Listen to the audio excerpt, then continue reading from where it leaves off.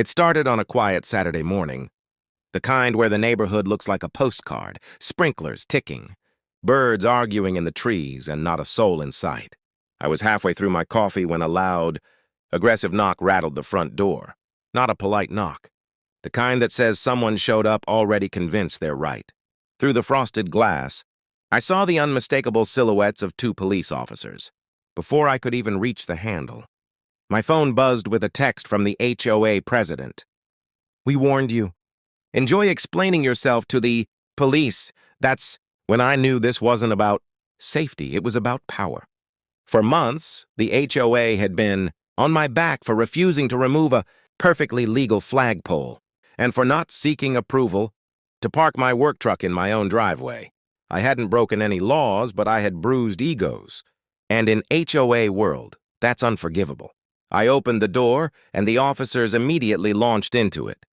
Noise complaints, unauthorized property modifications, possible non-compliance escalating to disturbance. One of them read from his tablet, clearly confused. I stayed calm, explained that none of it was true, and even offered documentation.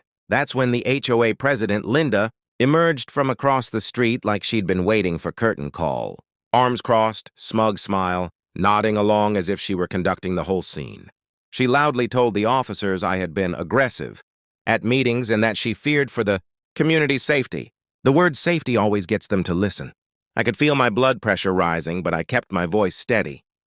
"Officers," I said, "before this goes any further, I think you should know my wife is home." Right on cue, the door behind me opened again. Heavy footsteps. The quiet, deliberate kind. My wife stepped out onto the porch, adjusting her hat, sunlight catching the badge on her chest. Full uniform, pressed, clean, authority walking on 2 legs. She hadn't planned on making an appearance. She was getting ready for her shift, but she'd heard everything. The change was instant. Both officers froze. Not metaphorically, actually froze. One of them straightened so fast I thought his spine might crack. The other's eyes went wide as he recognized her. "Ma'am," he said quickly, "good morning." Linda's smile evaporated. Her face drained of color like someone had pulled a plug.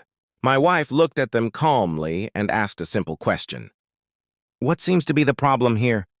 The officers exchanged a look, suddenly very aware that this situation was not what they'd been told. They explained the HOA complaint again, slower this time, more carefully. My wife listened, nodding, then asked if they'd verified any of it before showing up. Silence. She turned to Linda and asked her directly what law she believed had been broken. Linda stumbled.